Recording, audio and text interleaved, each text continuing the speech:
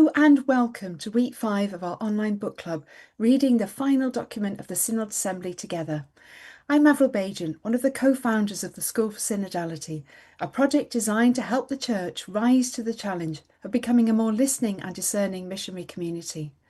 Last week I was joined by Professor Kathy Clifford, who spoke about the conversion of bonds, how the participatory structures of our Church speak about our community life and mission. If you missed it, you can find it on our YouTube channel or on the webinar page of our website. We have been so delighted with the whole series that we've put together and by so much engagement from you that we've decided to add an extra chapter, a live Zoom event. This will be on Wednesday the 9th of July at this usual time in UK time, 7:30. But a fortnight out from next week when we finish. We hope lots of you will join us to share what has inspired and challenged you and to give you the opportunity to be face to face together. So today I'm delighted to welcome two good friends, Father David McCallum and Sandra Chaoul. David and Sandra are part of the team running the Discerning Leadership course in Rome, which helps senior clergy, religious and lay people from across the global church explore leadership in a synodal style. Hi, both of you. It's so lovely to see you. Lovely to see you, Avril. Thank you. They were facilitators at both meetings of the Rome Assembly, and David was part of the Frascati meeting that produced the document for the continental stage, Enlarge the Space of Our Tents. Between them, they bring a whole range of experience to our conversation. So in this session, we'll be discussing part 5 of the final document, Forming a People for Missionary Discipleship. The format of our book club is that we will chat for about 30 to 40 minutes and then we'll open for questions. And seeing the questions come in is one of my favourite parts of these sessions. So if you're watching this live, please do use the chat to say hello and share thoughts. If you find the chat irritating, on the other hand, you can switch it off at any time by clicking the X button at the top right-hand side of the chat panel. Before we get started then, let's just take a moment to breathe and pray and put ourselves in God's presence. Many people have been rushing around, many burdens today, so we just put all of that down and ask the Lord to be with us in this time. So Heavenly Father, we thank you for all your good gifts and we thank you for the gift of synodality to the Church. We thank you that this is a global project, that we are coming together across the world to imagine together what our church might look like. And we ask that you send the Holy Spirit upon us to inspire us and to let our hearts burn within us this evening as we share. And we do all this for the building of your kingdom through Christ our Lord. Amen. Amen. So, David and Sandra, first of all, I need to ask, where are you? And then I'm going to ask you to give us a little bit of an introduction and tell us a little bit about your experiences of synodality. So, Sandra, do you want to go first? Tell us where you are. Sure. So thank you first for the invitation. I'm joining this call from Lebanon. It's 9 p.m. here. I hope my internet connection will be stable, but I'll count on you just to give me a sign if I get choppy. Okay? Thank you. So my goodness, we are continuing our kind of global set of speakers. So thank you so much, Sandra. Yeah, we're all thinking about the Middle East at the moment, holding that in our prayers.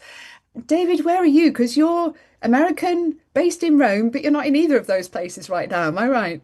No, I'm in Lublin, Poland, in fact, to give a workshop tomorrow.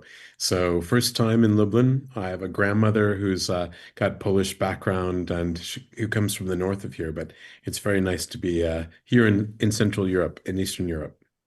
Fabulous. Thank you so much. So, Sandra, tell me a bit about your involvement with synodality then. What's your journey been so far?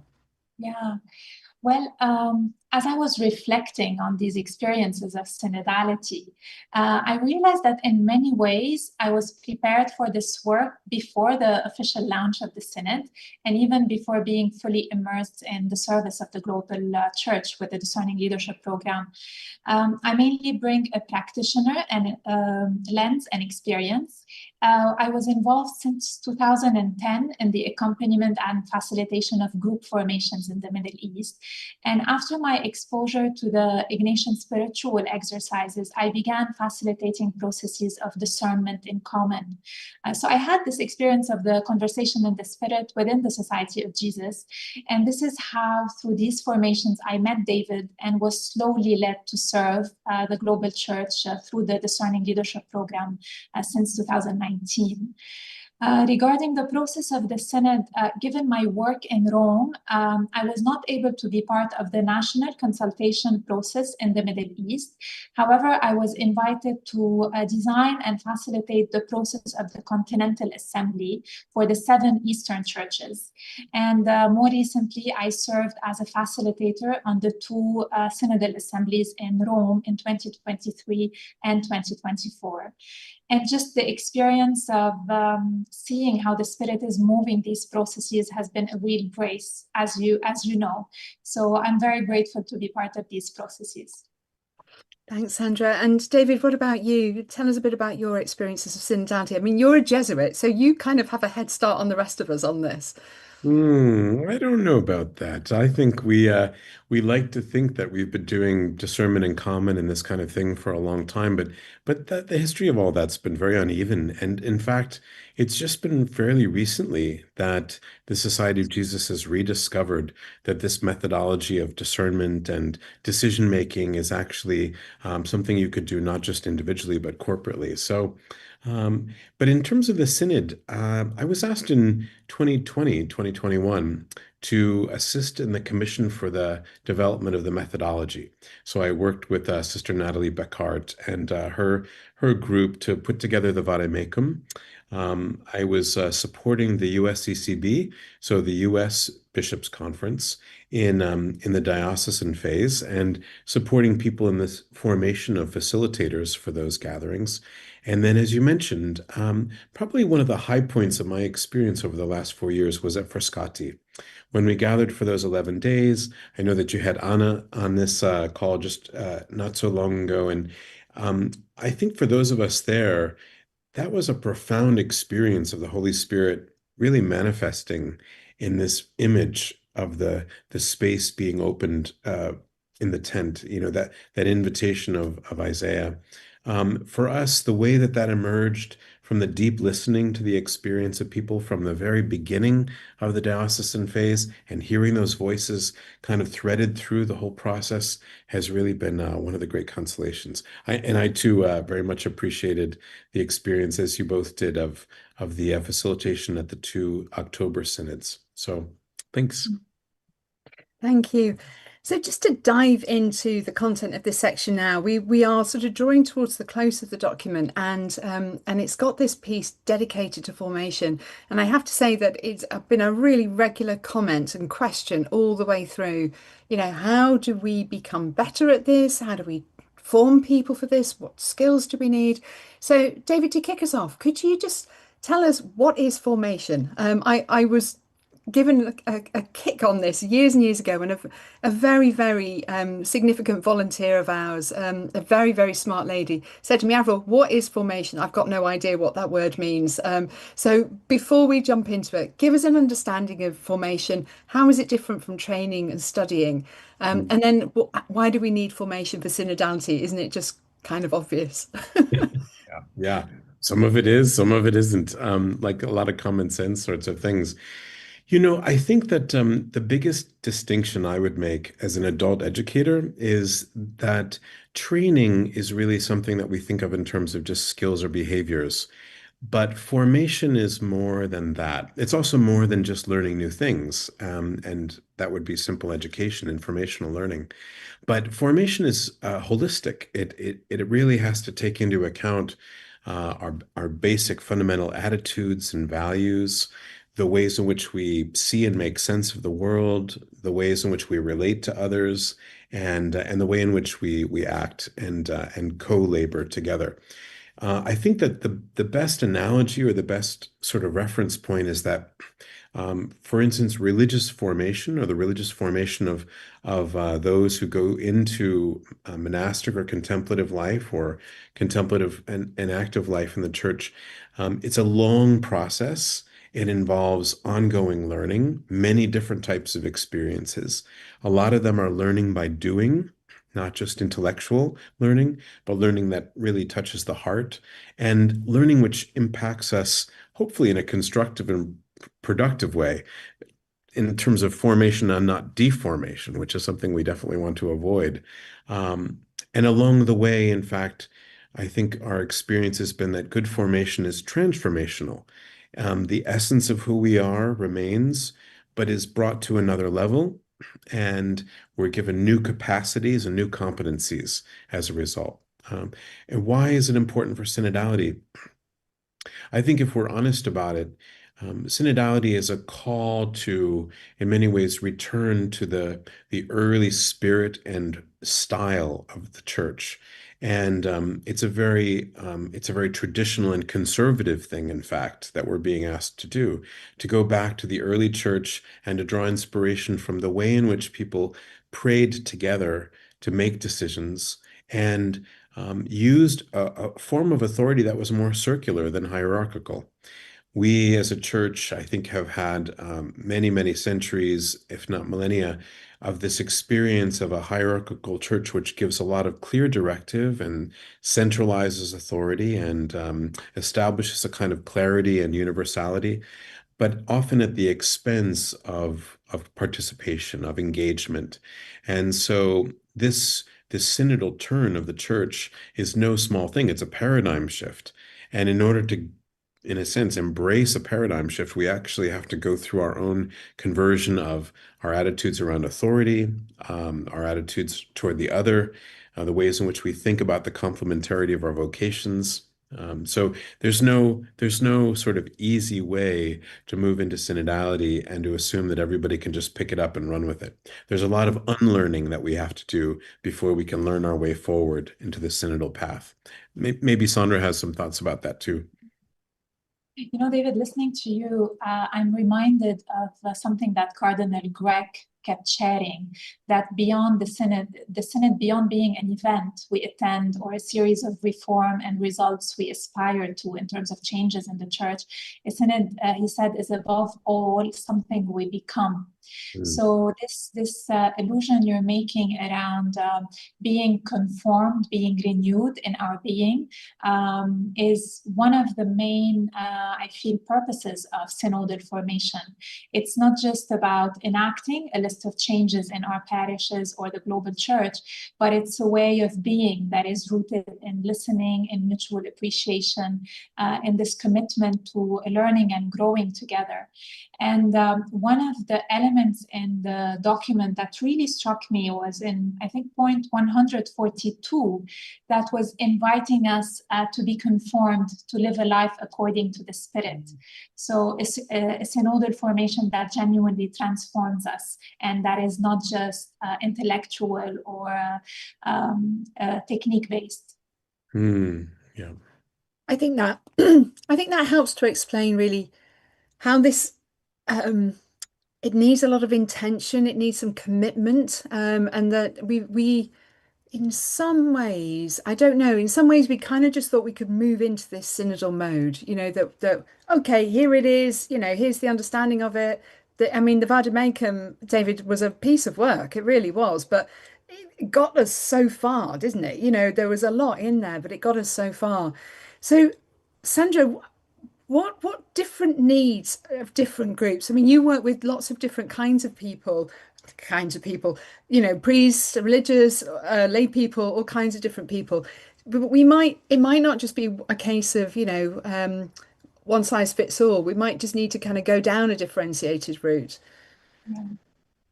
Well, I think our lived experiences of walking and working together are revealing the gifts that we bring, but also the various areas where we are still called to grow, where we're still uncomfortable in learning. And I think in terms of needs, it helps to reflect on these transversal needs that are common to all. And maybe later on we can be more specific about the needs of each group. I was very inspired by what Joss Moon said in the first conversation about sailing on the waves. I found it very powerful because this entire synodal journey can be disorienting. It's very new and uncomfortable to surrender, to trust in the unseen, to reimagine an understanding of authority and participation, to invite new voices, let alone voices that are marginalized or silenced, to find unity in diversity, to exercise a new kind of power. So as you can see, the needs for formation are many. I can begin touching on a few, and maybe David, please feel free to complement. I think one transversal need that is shared across all groups is fostering the capacity for discernment. One of the things that each guest that you've been hosting has been focusing on is the heart of synodality is conversion. So in this perspective, formation on synodality cannot just be a technical formation, let alone a formation that teaches us the skills or techniques of discernment. It really needs to support us in developing the dispositions. The spiritual disposition is key. Understanding that discernment is beyond the 3 steps methodology of the conversation in the spirit. It's an ongoing attunement at personal level first, and then at collective levels. It requires that we're uncomfortable with unknowing. It requires that we dare a different kind of trust, familiarity with the ways of the Spirit.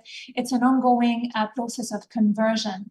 And once we dispose ourselves to this kind of attunement, I think learning the techniques or the ways of structuring and facilitating processes of collective discernment is key. How do we design and facilitate these processes? How do we read together the signs of time? How do we find consensus when we're not always aligned? And another, David, do you want to comment on this before I move to something else? Well, I couldn't agree more. I think discernment is one of these habituses that we're called to develop, this kind of disposition of being, and it requires a huge amount of practice. And so, again, this is going to be a learning by doing experience. There's no way to simply read a book and understand what discernment is. Believe me, I've tried over the years.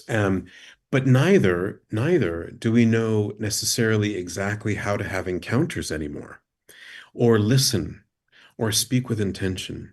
You know, I'm struck by the way that as Pope Francis was really developing in his own way, in an experimental way, the focus of encounter at the beginning. He was really capturing something that's become something of a crisis in our experience as human beings today, the ability to come together in full presence of one another, with intention to make space for the other, to give hospitality to another's strangeness and difference as much as we would want to be welcomed in our strangeness and difference, right? To be able to listen to one another at a level that is not only about the facts or listening with one ear open for what will confirm our assumptions, but really what will challenge our views and widen our worlds.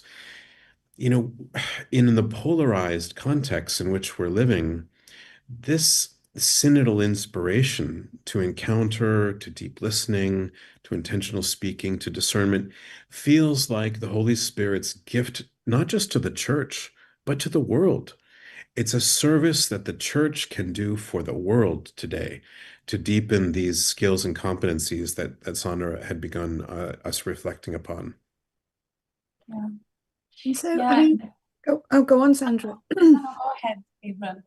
No, I'm just thinking about moving then, to this, what would be some specific ways that we can do this? Because I think, I always remember this with the topic of accompaniment as well as and of synodality, that we can kind of say we need to almost go and sit on a mountaintop for 3 years before you're good enough to be able to do this. And at the same time, we say, no, please, everybody in the parish, just get on and have a go. Somewhere in between, or there's a kind of a a range of experiences. So Sandra, what are some of the competencies, or I don't know, I mean, that's a rubbish term, but some of the things that people will need to be formed in or understand. And I love your notion about unlearning as well as learning. I think that's so important. Yeah. I mean, if we're looking at this, the first need we identified about growing in our disposition to discern, we can think about it in terms of knowing, being, doing, and relating. How can we first create a space within ourselves that is aware that as we're entering this process, as we're entering this specific meeting, we are on holy ground. We are on a sacred space where we trust that the Spirit is at work in the person in front of us, that this person with whom we may have serious disagreement is actually an ally in a common discernment process. So while this may not feel very concrete, it is a preparatory work, like it's tending the soil that makes me more ready. It's sometimes inviting the group to name what attachments do I bring to this? Am I fully free? And all this is, I think, an invitation for the facilitators holding the space. Leading discernment in common is very much facilitated by people who are not completely hooked by attached to the question, and who are helping as a sounding board, as a mirror, who are asking questions, who are guiding people forward.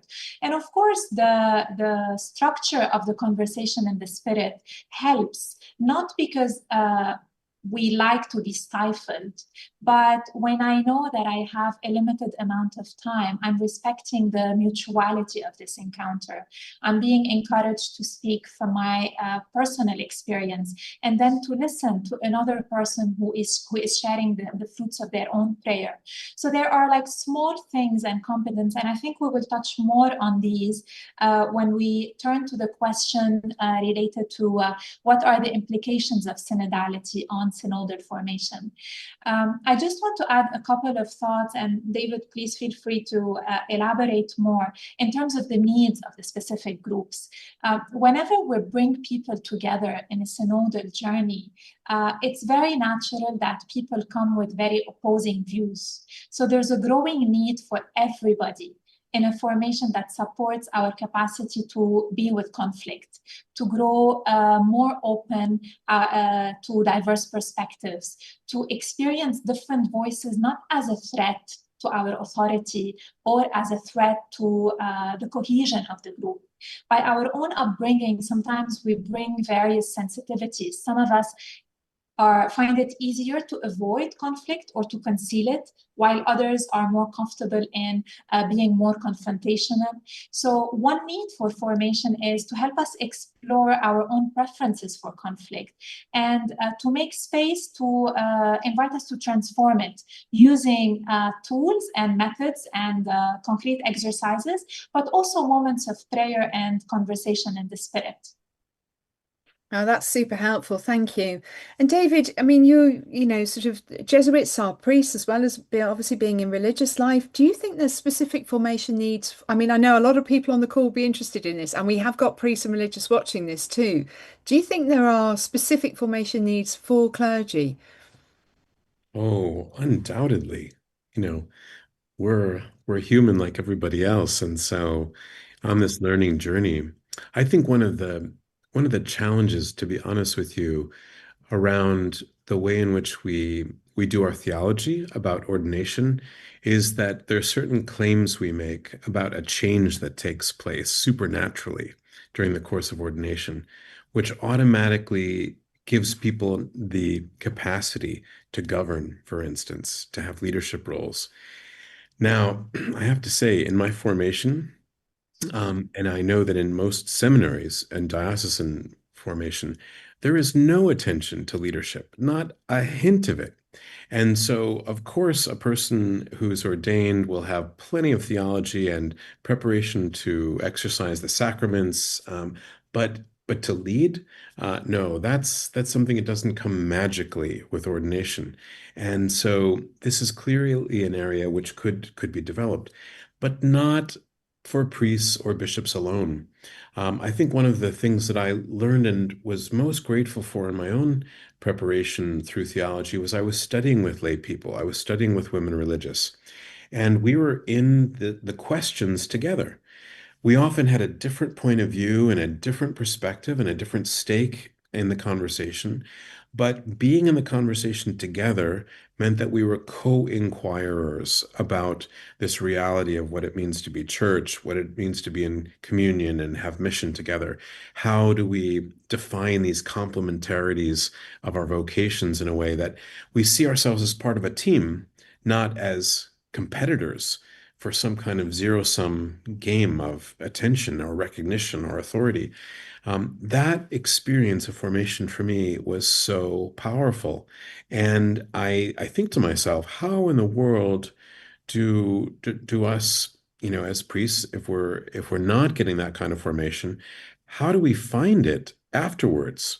We've been loaded up with all these pretensions to know and to be experts at things. In fact, those are some of the things that become the biggest impediments to collegiality, to learning together. Just to give you an example, when I was ordained, I had very little training around how to walk with the bereaved. And in the parish where I was assigned for the first 2 years, there was a wonderful laywoman who was in charge of the bereavement ministry who literally took me on as an apprentice for 2 years to understand what it meant to go to funerals, to celebrate wakes and funerals, to walk with people, to help people tell their stories of their loved ones. This was so profoundly impactful for me. It definitely opened my heart up, to a way of thinking about this ministry in a way that was so much more deeply pastoral. So, where are those spaces for formation that brings us together? As the document says, it should be integral, ongoing, and shared. So, where are those shared spaces? And I think, to be honest with you, that this is one of the areas where diocesan formation really needs to pay attention. Many of our younger men are being trained very well in theological disciplines, but how well are they really being trained to meet the existential issues that people face in the pews, in family life, in work life, the things that really preoccupy people about the future? So I think this is something that we can really only do well if we're doing it together. Mm. And we may well have priests watching this and saying, well, there's nothing, like, I don't know of a diocese that's doing synodal formation for its clergy at the moment. Although, there's things in the background happening and being developed at the moment. But if there was a priest who said, look, I would love to explore this, I just don't know how to get started. Is there just something simple? I mean, I asked you this question before, it's just popped into my mind, but is there something that we can just that clergy can do that can just help begin this process of exploring? Hmm. I wish I had an easy answer for you, Avril. And I appreciate your attention to being very practical and down to earth about these things. Um, there are probably plenty of things that priests can do to take personal initiative, to come closer to the lives of their people, to really engage in the skills necessary to use their pastoral counsels well. For instance, that's very basic, and yet it's so important. Um, I think for bishops, this is another territory that's very challenging. Unless bishops have some collegiality to support each other in this process of opening themselves up to more collaboration, more consultation. It's very hard to do if the culture doesn't support that, and if the expectation is the bishop always does everything. Um, but but if bishops work together and support each other in creating these spaces and inviting lay people and especially those who have competency and expertise in various areas really relevant to their diocese, this is something that they can do by their own initiative. It doesn't have to come from the conference level. So yeah, I would say keep it simple and start small and see where it goes. Maybe even just gathering a little group in a parish and, having a conversation. What are your dreams? Yes. For your local community, where could you start? and allowing the priest to speak about the challenges as well, his own challenges and the challenges of the community. Could be I have very, to admit, very powerful. when I was newly ordained, I was asked to preach and preside in a Latino community, and I had gone to Bolivia to work on my Spanish, but there was no way my Spanish was good enough to really just do that preaching in the way I would have liked. So every week I gathered together with a group of Catholics from that little community who coached me about what was important about the gospel from their perspective, who told stories about what was going on in their families. And then we kind of co-shaped the homily every week. And they also checked all my grammar. This Mhm. this experience was so mutually helpful for us. They learned about theology, biblical, scriptural study, some basic theology, and I learned about their lives so that we could bridge, and make connections. And that doesn't take much. Mm, mm, Avril, yeah, I think your insight about gathering around the conversation can be one very practical way to move forward around this question. And I know that the question of authority, power is fraught because, I mean, it has so many sensitive questions embedded in it. Yet, if people are encouraged, at least a group of priests or a mixed group, to engage it with humility, with courage, maybe to engage Electio Divina, allowing the gospel and the example of Jesus to inform our own experiences with power, with authority, that people begin reimagining what is the service, how might we put authority in service of others? How can we promote more engagement? What are the needs of people in a conversation in the spirit? This does not need to be facilitated by someone outside. Another thought that comes to mind is it's always good to invest in some formal processes of formation, being part of conversations, trainings around leadership, the exercise of power, being exposed to people from different cultures, learning from their way of embodying also power and authority can widen our perspectives. thank you. Can I share something else that just struck me? Please, yeah.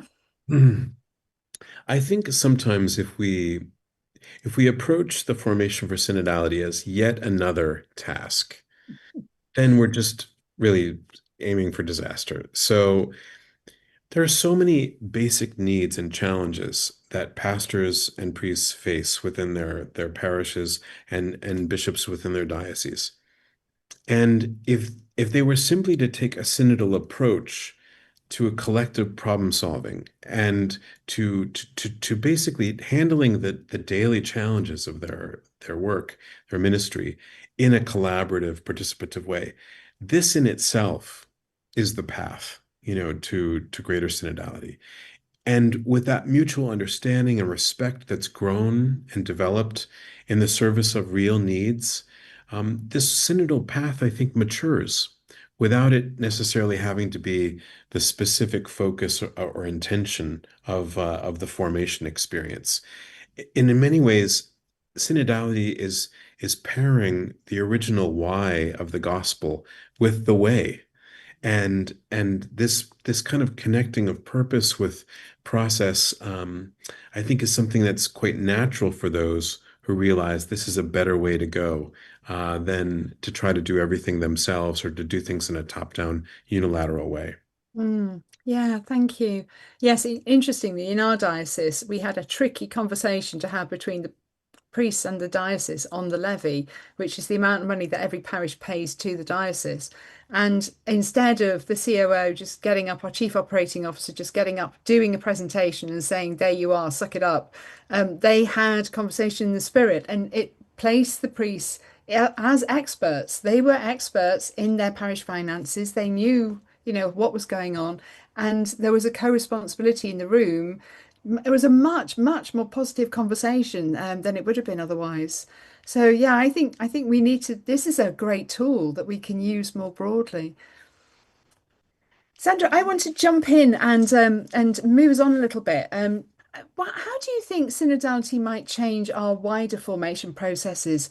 It speaks in the document about this sort of almost this transformation that you were just talking about there, sort of rolling out wider across the church. How would you see that? It was very interesting to reflect on this question. I have a few thoughts, and yeah, David, feel free to pitch in. I think one major way synodality could change our formation processes is by inviting us first to design these processes as a space for conversion. Designing an encounter that touches the heart, that invites spiritual discernment. And this can happen very practically. One questions that facilitators, whether they're priests, they're community organizers, or professional facilitators can ask is, how can our formation be a space for encounter with grace? Sometimes we're very busy. We have a list of competencies and models and theories and questions to cover. And sometimes just opening a space of prayer, but a prayer that is not perfunctory or that only opens and closes our meeting, but that genuinely disposes us to spiritual listening, to becoming more sensitive in the formation, what the Holy Spirit is moving within me. What is it how is the Spirit inviting me to take the next step? And this is important. Like the implication of this is to preserve in our formation spaces for silence, to help us recover a contemplative stance. When we're holding our formations or retreats in an environment where people can talk, where people can reflect, can look at each other's faces. Estella used in her intervention very powerfully she referred to symbols. Sometimes art, music, pictures, they evoke us, they open us to go beyond. And because conversion and maturation are an ongoing journey, I think synodality is inviting us to view formation in themselves as a continuous lifelong journey. This doesn't mean investing in never-ending formal formations, but I feel there's an invitation to shift from seeing formation as a one-off event, because these punctual interventions have proven that they're not enough for a lasting change, and understanding it, or maybe using the image of an ecology of learning. How can I create an ecology where there might be some formal opportunities to learn something, but there are also informal spaces of learning and sharing, something like what you're doing, networks and communities of practice. How can we encourage accompaniment? And it can be an informal accompaniment, peer accompaniment. For example, an Emmaus walk with people in the same parish, where they're engaging in a conversation in the Spirit about relevant topics for discernment. But also, how can we lean more into the art of accompaniment, a professional accompaniment, making use of coaches who are Catholic and who want to support the church, and designing the formation in a way that honors both the process and the content. It is important to offer content that is solid, that equips us with competence to reimagine our service of authority, of opening ourselves to conflict, to being transformed by the perspectives of others. But it is mainly the process itself that is transformative. How are, for example, the facilitators modeling synodality? Is the planning team or the facilitating team synodal in their approaches, in their composition? Who can we invite whose voices are not being represented? There are many things that I could add. David, do you want to add something else here? Well, I mean, you gave so many great examples. I think the ones that I would draw on are actually very traditional church areas. How we do sacraments, for instance. So how we talk about baptism. Now, if we think about baptism for babies, we really lose the whole idea of the three munera, the three offices or responsibilities that come with baptism, which entail a mission and which could and should propel us outward, and beg the question, what am I a missionary for? How am I enacting what it means to be priest, prophet, or king, in my life, in my relationships, in my workplace? That conversation isn't happening. And that's a conversation that should and could be happening when we're talking about very basic preparation for sacraments, for parents, for kids, throughout the sacraments of the rites of Christian initiation for adults. That would be one.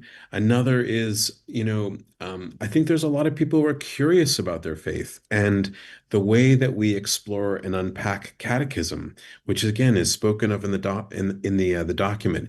It's an important anchor and a place in the conversation so that our missionary sort of impulse is well founded in the tradition, is clearly thought through, is kind of held in communion with the greater tradition of the church, and for adults to be inquiring more deeply into the meaning and value of that catechism with clergy. That's a very powerful conversation.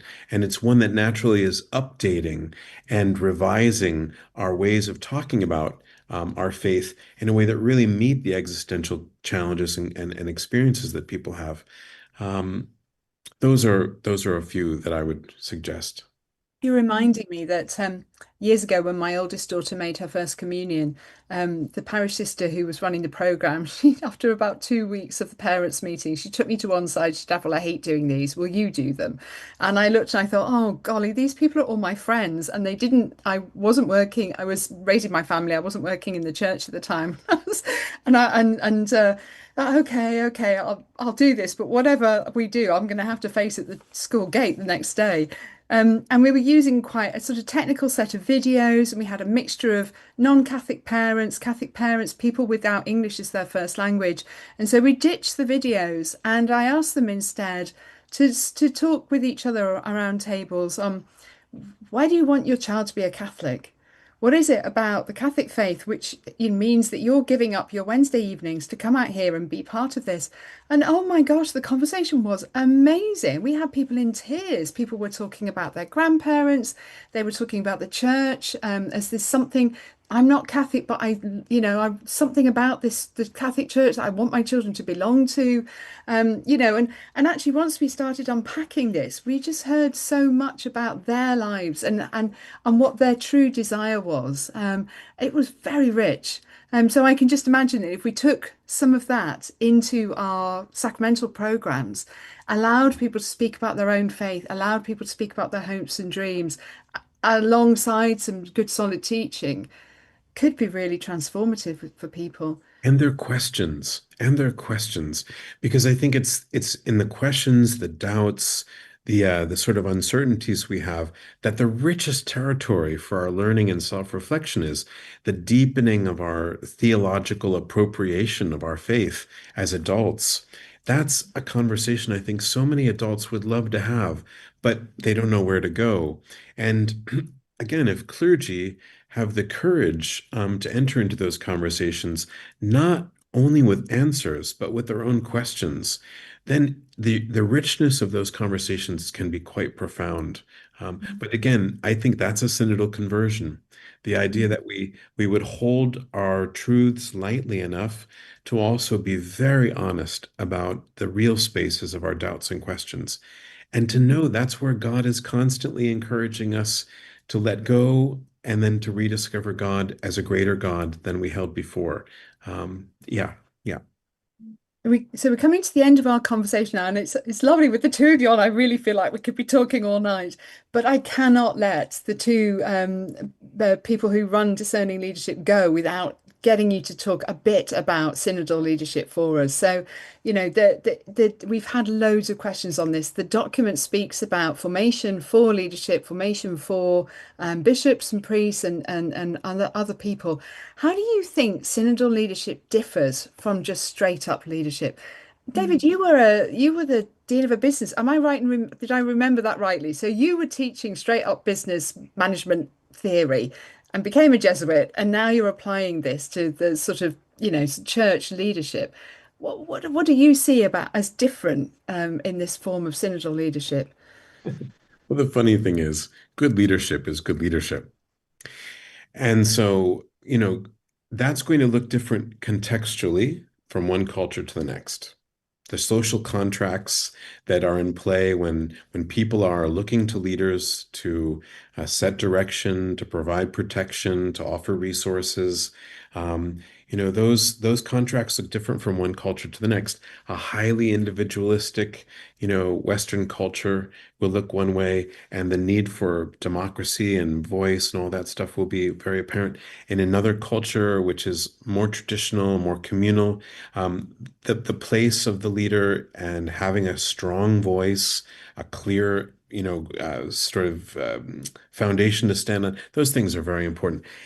But good leadership is good leadership, and most good leadership, especially in today's communities and organizations, is more participatory. So however the balance or the proportion of authority to participation gets drawn from one context to the next, synodality is inviting us to pay more attention to involving people, to wide participation, toward inclusion of diversity, to the marginal voices, to the poor who are underrepresented in our various organizational processes. That the decisions that we make, the quality of our leadership will be greater the more voice that is included. And that's going to require, as we've spoken about, some real shifts and changes. We work, as you may know, in our program with senior Vatican officials. We work with superior generals and the general counselors of religious orders. So people are highly qualified. But what they appreciate about this shift to synodality is this sense of taking into account the interiority of our communities, the hopes and aspirations, the prayer life, the deep orientations that our faith have given us toward a faith that seeks justice. Um, these are precious, and without this interiority, the decisions we make about finances or about the disposition of assets, these will be empty. It's a place where the mission really meets the matter of leadership, management, and authority. So anyway, I'll stop there. Sandra, I'm sure, has some thoughts on this. I couldn't have expressed it better. No, I'm mindful of the time, Avril, and I want us to keep a bit of time for the questions, but I resonate with everything you said, David.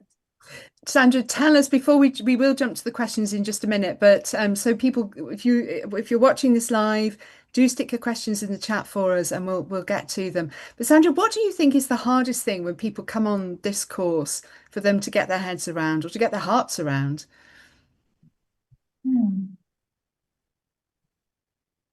I think there's something that people find difficult and also so life-giving in the integration between their mission and their faith and spiritual life. There's a genuine sense of relief and as if a surprise of, oh my God, I have never imagined that praying and discerning can be so much embedded in my day-to-day work.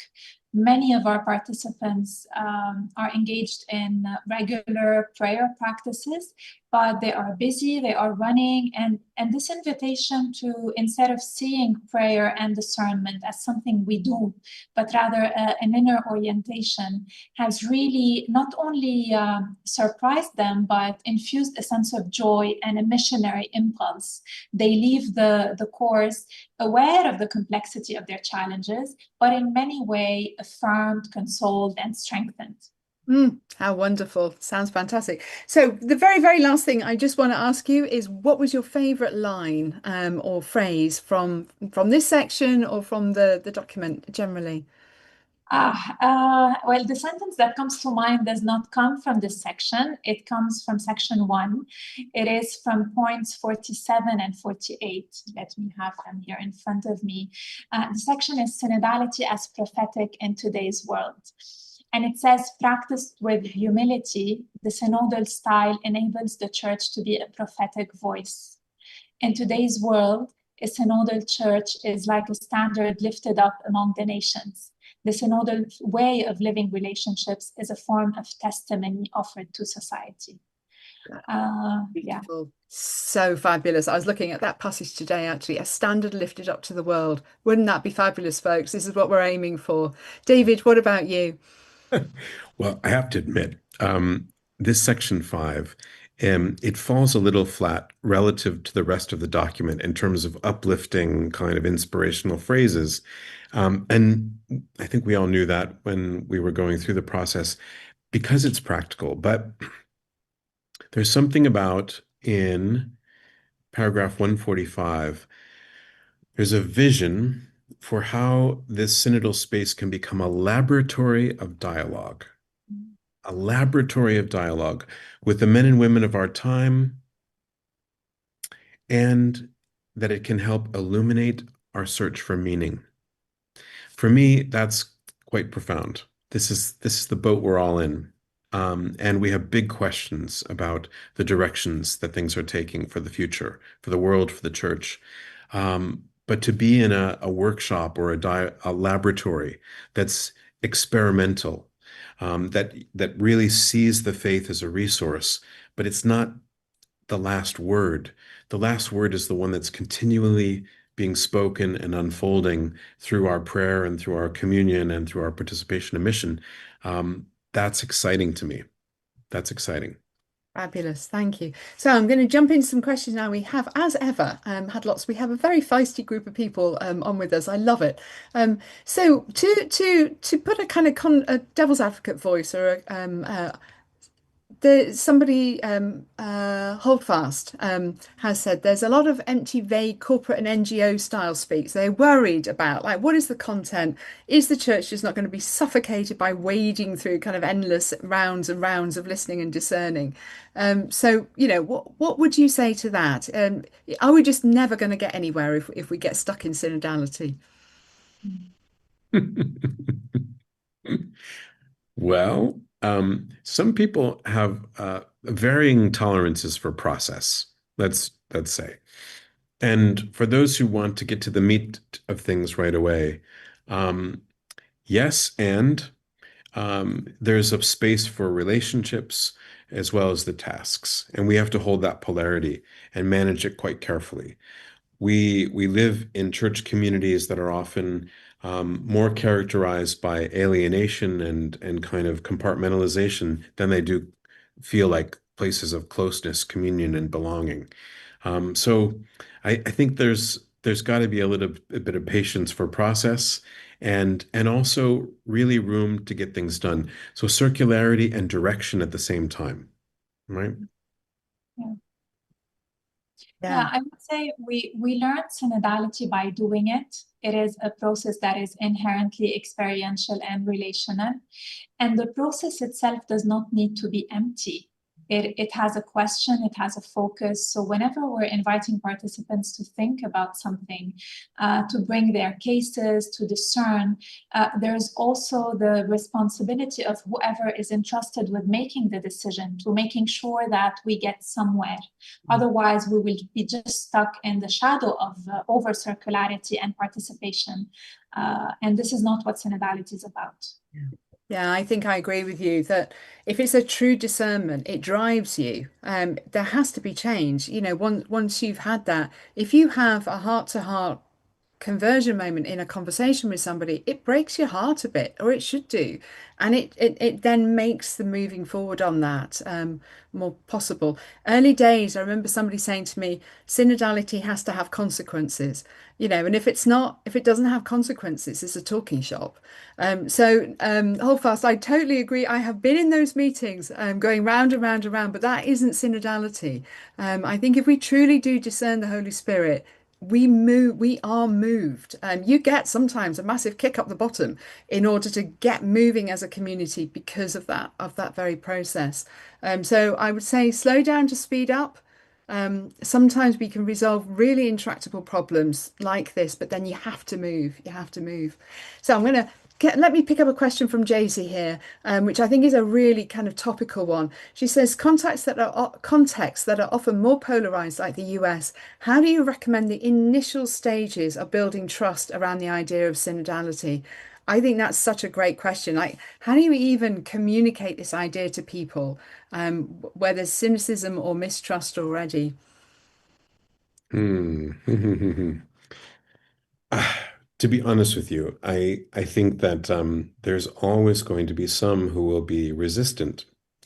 Change is not easy, and the uptake, if we think about it from a sociological perspective of innovation, means that there will always be someone and a small group that will quite fervently resist. And it's not really worth putting the energy there. The energy is better spent on people who have openness, who have some willingness to stretch, to experiment, to try things. And once you get 30% right of your population on the way, the rest of the middle will tend to follow.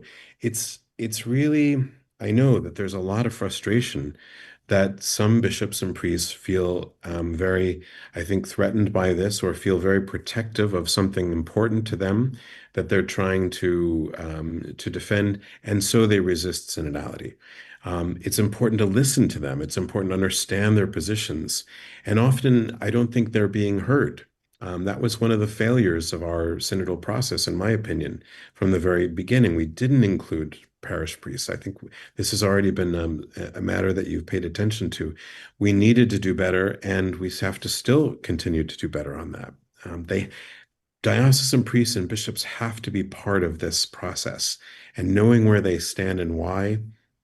Well, if we don't listen to that, we're guilty of the same kind of resistances, I think. So, and it's not an us and them sort of thing. I think that's another thing for us to continue to come back to is we're in this together. We're trying to work out how to live our way into the church of the future rather than replicate a church of the past. That's a big open question. A lot of people have diverse perspectives on that. And so how do we go forward in that conversation? I think one of the approaches that we take, which is fruitful around this, and I'm just picking up, I'm just scanning through the comments and seeing loads of questions like, how do we do this in a parish where the priest doesn't want to do it? How do we do it where people are reluctant? One thing I would really recommend to people is solve a problem with this. Don't go and hit somebody over the head with synodality because you're supposed to be doing synodality. Let's first ask ourselves, where are the problems here? And actually, more often than not, these problems can be solved with synodality. And so it's not like we're offering people a way forward. So if you've got a busy, harassed priest who just sees synodality as one more thing that he's been asked by the diocese to do, and oh my gosh, nobody understands how busy I am. And you can say, what is the key issue? My key issue is I'm run off my feet. I just got landed with another parish. Okay, why don't we have a conversation? And we're not even going to call it a conversation in the spirit or synodality or anything. We're just going to say, let's collect some people together and see and share. What is it like being us at this Catholic community right now? Oh, that happened to be a really helpful way of solving that problem, and so actually we pick this stuff up as a toolkit and we offer it as a free gift to people, rather than just adding it as a guilt burden to them. Exactly. It's not the end. It's the means to the end. That's something I think we have to continue to remind ourselves of. Yeah, I think if we try and do synodality as a project that has to be done, it's going to fail. Mhm. And I think Sandra, you particularly were bringing out some of the richness around that. It's not a project; it's a conversion. Um, Yeah. I think the point, Avril, you're making about really there in genuine encounters, becoming friends, getting interested in the struggles and the values of the person serves synodality without making synodality the focus of our conversation, and let alone approaching it as a criticism or with guilt. Hmm. mm, absolutely. Folks, we are nearly out of time tonight. I actually just want to raise one more question, which has been really has been through the comments again. How about, and I know this is not your key area of work, but you must work with people who do this. How about formation then for reaching out to the margins? I mean, you work with people who come from all over the world. There's a kind of a real concern there with like, how do we do that? Do you see anything coming in from then that we could pass on to people tonight? I really dumped that question. It's not an easy question on you. But I wonder if you hear anything from participants who are coming from around the world. Well, as I was reflecting on my favorite sentence regarding being witnesses in a world, I'm connecting from the Middle East. I recognize the sufferings that are surrounding us, the wars. And I think the title of section 5, at the core, a formation for synodality, is a formation that prepares us for mission. And this desire to strengthen our ability to remain engaged in the world, I think, is key. One thought that comes to mind is, how can we open a space for people to bring in a testimony? How can we allow ourselves to be moved by the voices of people who are suffering?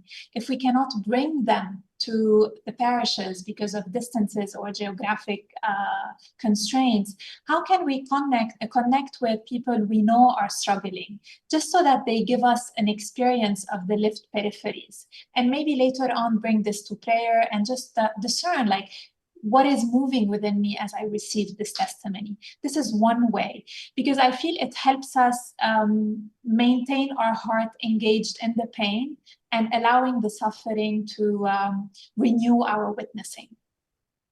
That's beautiful. Thank you so much, Sandra. Well, I think we're going to finish on that note because it was just such a great note. So, formation at the foundations of what we're doing, in our hearts, in our fundamental attitudes and ways of being, but then to turn us outwards and not to become obsessed with our own behaviours, but actually turning us outwards for mission. Thank you so much. Thank you, both of you. What a fascinating conversation. It has been so great.